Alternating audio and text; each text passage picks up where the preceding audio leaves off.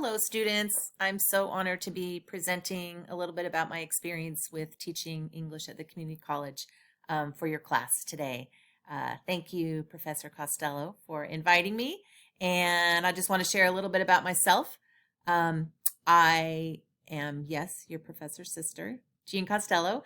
I've been teaching at Fullerton Community College since 1992, so kind of a long time.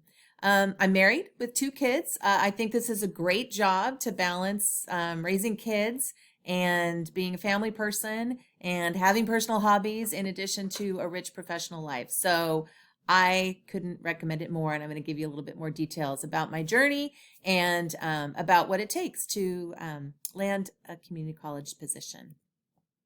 So I just wanted to share a little bit about my academic and professional journey with you. So I earned my BA in English at UCLA in 1985, and it was a pretty literature-focused program. So, and very traditional, actually. I learned, got surveys in literature, English literature, and did a lot of work with the novel, was kind of my favorite, and I also liked Shakespeare. Then I did a year of clerical work when I finished my bachelor's degree and graduated at the UCLA Classics Department. I had a connection that got me that position, and I was just kind of trying to decide what I wanted to do next. And it was nice to be on campus still. And then I decided to go to graduate school. I earned a master's in English at UC Santa Barbara in 1988. And while I was doing that, I worked as a writing center tutor and a teaching assistant. So I got a position as a teaching assistant, and I taught both composition classes where I got to design my own class, and I led discussion sections for some literature courses. So I got a little bit of teaching experience in both of those areas. I also did something called the South Coast Writing Project Summer Institute. And so that is where I shared my experience of teaching writing in that class and got to hear from other educators from K all the way through university how they were teaching writing and how they were applying writing center pedagogy, not writing center pedagogy, but writing pedagogy in their classes. I started the PhD program and actually got through to passing my oral exams in 1989. And I actually included composition theory as one of my 3 special areas.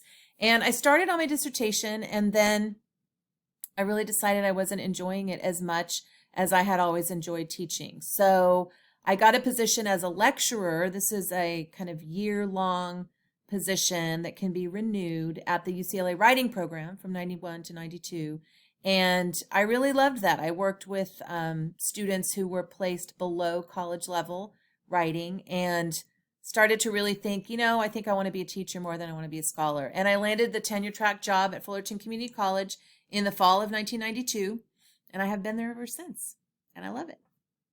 So just a little bit about the takeaways that I got from my graduate education that I have brought into my professional life. So I definitely developed a love of teaching composition and writing in addition to literature. I got a really good background in composition theory and writing center pedagogy at UCSB. So I started that learning when I was trained as a writing center tutor. And then the first year that I got a teaching assistantship as a composition instructor, I was required to take classes along with that where I was trained in writing center pedagogy. Writing pedagogy. But the year that I was working in the writing center, I got to intern in a couple of different writing instructors' classes, which enabled me to see how they ran their classes, how the classes worked. So having that opportunity to observe writing teachers in action was really, really helpful to me. So then the next year when I got my own class, I had a lot of experience in seeing what a writing class looked like and how to plan my own. And then also a lot of support because we were taking this class in pedagogy and doing a lot of reading and composition theory so that it would inform our practice, and then got a lot of feedback on how we were grading and got people to observe us. So it was a really well-supported education in teaching writing that I received at UCSB. I also started while I was there working with special programs for first-generation students. We had something called the PIE program, and I don't even remember what PIE stands for anymore, but it was serving first-gen low-income students at the university. And then I also worked in a summer program that was designed to help community college students transfer to the university. So I really started to recognize that I loved those students. I loved working with them and asking myself, well, maybe I would really prefer to work in an institution that directly served those populations instead of just helped them transition to kind of the more privileged atmosphere of the four-year school. So that kind of leads me to why I love teaching at the community college so much. So number one, top of the list, is that it has the most diverse student population of any of the institutions in my own state. Partly because that it is open access. There are no competitive entry requirements, right? So students who dropped out of high school can apply. If they have their GED, or even if they don't. Students who've been out of college for a very long time, so we call those returning students. There's a wide range of ages among our students. There are students with disabilities. There are students who are undocumented. There is a range of racial backgrounds. So we have about 52% of our student population is Latinx. We have a very small African-American population of about 2 to 4%. We have 30-some% Asian American students, and then below 20% white students so that's our demographic at our college. I also love that the focus of my profession at the community college is on teaching and supporting students. So scholarship is completely optional. So I don't need to publish. I don't need to give presentations in order to advance professionally. And in fact, in California, we are part of a teachers union. So there's a set salary schedule. I don't even have to negotiate my salary. It's based on how many units and what my education is and what degrees I have. That determines where I'm placed on the salary schedule. And that's something that's really nice. So there are no disparities for men or women, or it's all set and very clear and transparent. And again, I don't need to do the scholarship to advance. I can, and it's not discouraged, but the institution really values teaching and wants us to put our emphasis on supporting students and helping them be successful, which I love. I also just like the connections to the local community, right? So community colleges are embedded in their community and do a lot of work to connect with different organizations in the community, to have events at which the community is invited to participate and stuff like that. And I also like that at the community college, faculty are generalists. I can teach any literature class I want to, and I don't have to just limit myself to a particular period or a particular specialty. Once I'm hired, I have a general background in literature, and I can teach any of those classes that I choose. And so that's nice. So if I get tired of teaching one type of class, we all teach the rock solid foundational classes in our department. So college writing and critical reasoning and writing, those are the two classes that are required of any person who's working on a transfer degree. So we all teach those classes. But then in terms of our literature and our creative writing offerings, we get the option to teach what we want, which is nice. So this is just a visual of what I was saying about our diverse students. So this is just a picture from our college website of just some of the various categories of students in our population. And that is really, really rewarding to be able to make a difference for so many different kinds of students. I love it. So what I wanted to share with you too was something about how the field of English at the community college has changed over time. So I've been there for pushing 30 years, right? So there's been a lot of change over time. When I started, we had a fairly long writing sequence with several levels of what we call developmental writing classes. Long ago, they used to call those remedial classes, and those were designed for what we then called underprepared students, right? That we deemed these students not college ready by giving them a placement test that would determine whether they were prepared for college writing directly or whether they would need to take preparatory classes. So even though they'd had 4 years of language arts instruction in high school, this test slotted typically more than 70% of students into pre-college level classes. So we had 3 courses below college writing, which is kind of amazing. we thought we were helping students to be successful in college level courses. We had the idea that they were not being well served in high school, so we needed to give them this additional preparation before they could really be successful. But research that's come out in recent years, Community College Research Center at Columbia, Teachers College was a pioneer in this research, but there was research done in California and in many places that began to demonstrate that students who were placed in these developmental courses were much less likely to ever make it to college writing, let alone be successful there, right? So, and that impact was disproportionately falling upon students of color, low-income students, first-gen students, exactly the students we thought these developmental courses were supposed to be serving and helping to reach their goals. And it was kind of a disturbing moment in my career to realize that I had been devoting myself to teaching classes that were actually harming students, not helping them.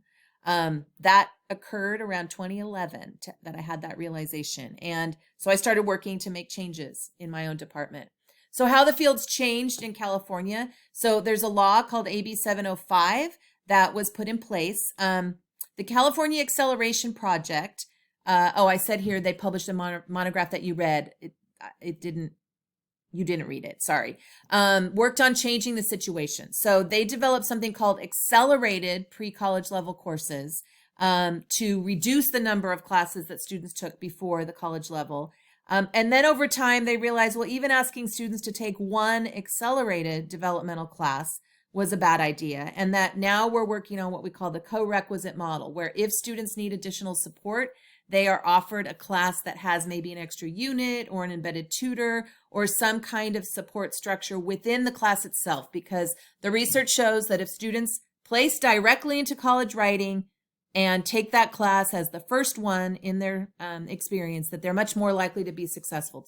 And we have seen that true. The data has shown that in success rates and completion rates of college writing in the first year are increasing pretty dramatically.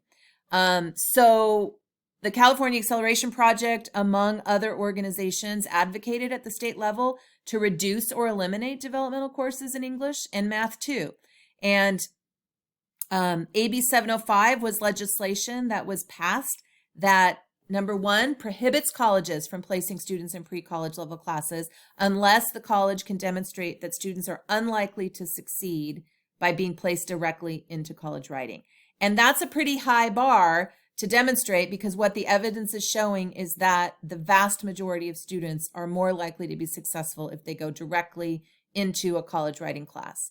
The legislation also requires colleges to use what we call multiple measures to place students. So no longer relying on a placement test, but in looking at their high school GPAs, looking at their experience with previous classes, and going through a placement process that takes many considerations into account. And at our college, Fullerton College, we actually allow students to self-place. So we give them information about the different options. We have a regular college writing class, and we have a college writing class that we call enhanced college writing that has 1 extra hour of instruction, has an embedded tutor, and some additional supports. So we allow students to make the choice. If they feel like they would like additional support in the class, or if counselors sort of suggest that they could benefit from that, then they choose that class. We don't tell them which class they have to go into like we used to in the past. So that's kind of nice. And the results actually have been very good. So what our program looks like now, we no longer have these pre-college level classes in our sequence. We start with freshman college writing, or as I said, students can take an enhanced college writing class that has this co-requisite support. And then they go on to critical reasoning and writing, which is the second course requirement that they need if they're going to transfer to a 4-year school.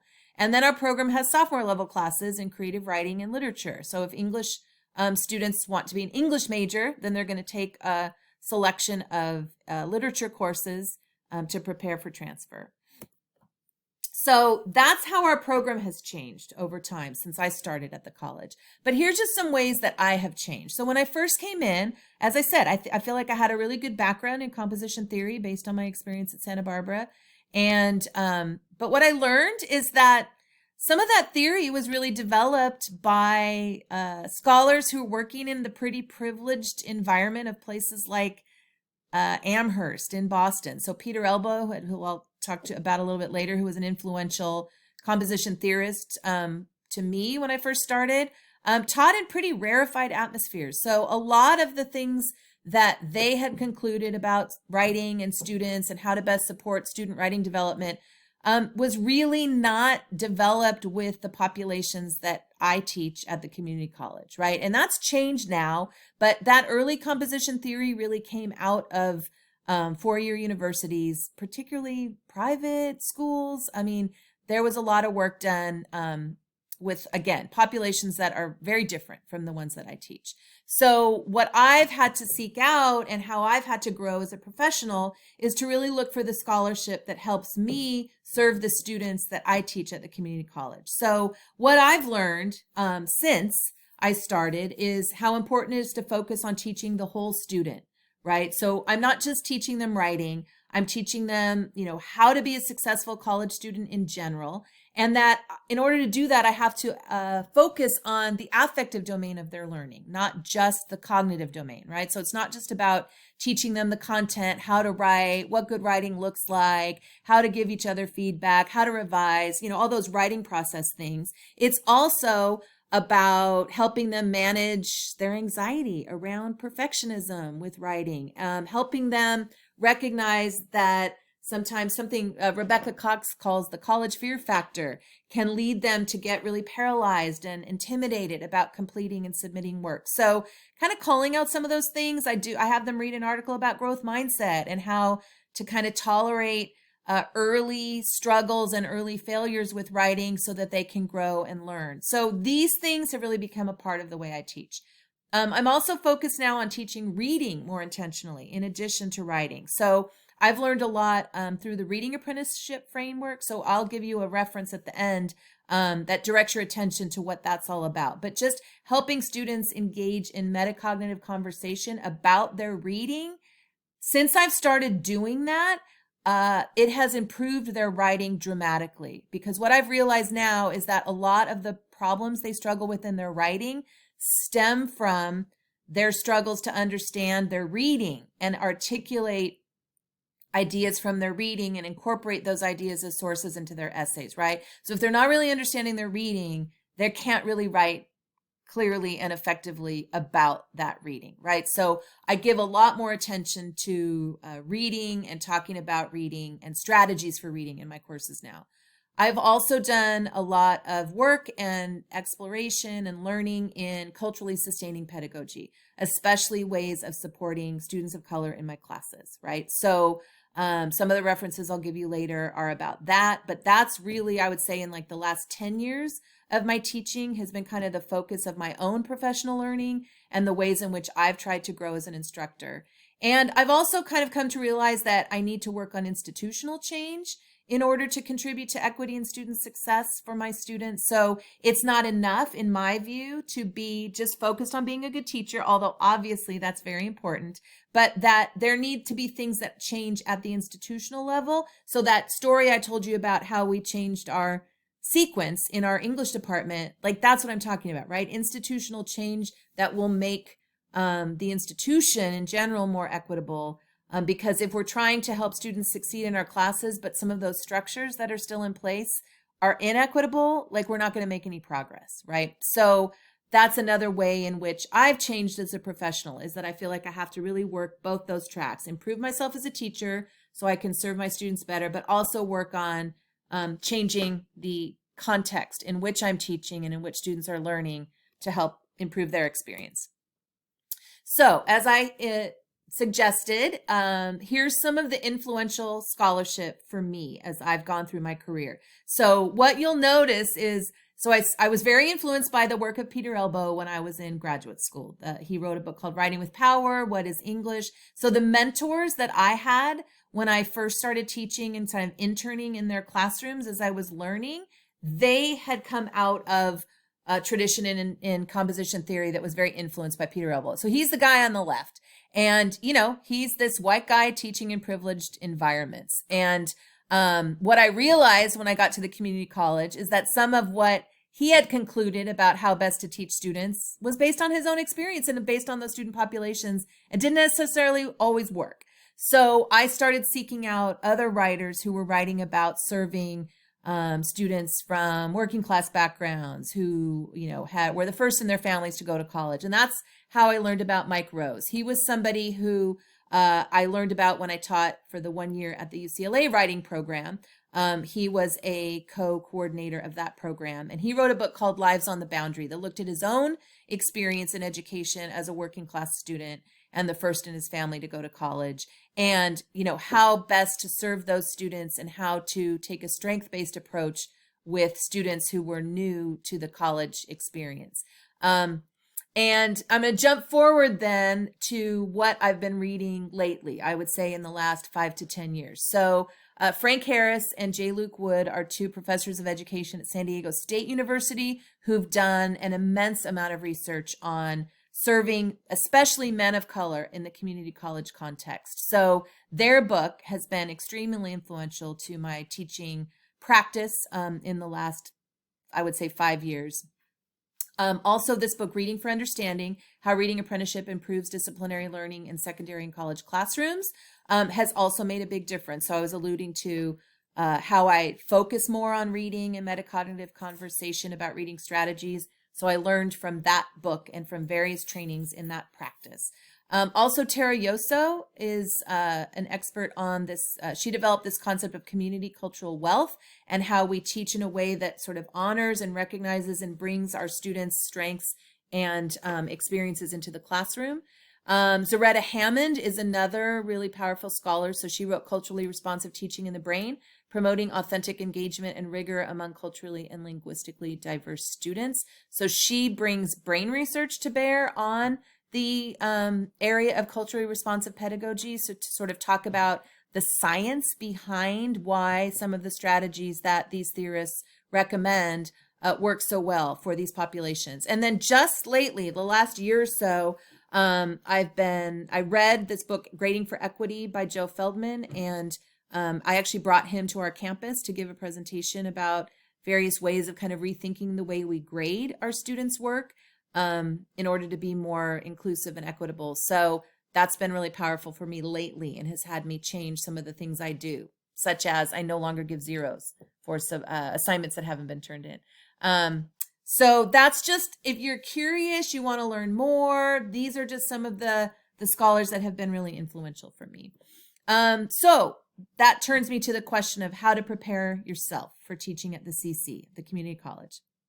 So first, I would say you want to take as many courses as you can in composition, rhetoric, and pedagogy. So the fact that you're in this class with Professor Costello is great. When people apply to our positions, if they have taken only literature and don't have any background in composition, rhetoric, pedagogy, they're not going to be as competitive.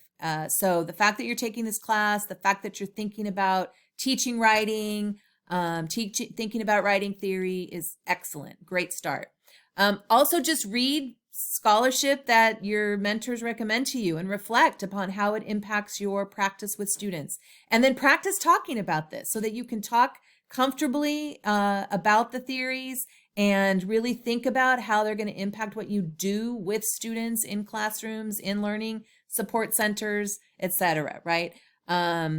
Learn about the student populations you hope to teach, right? So learn about ways of best serving them, learn about challenges and limitations they might have, learn about the strengths they bring to the classroom.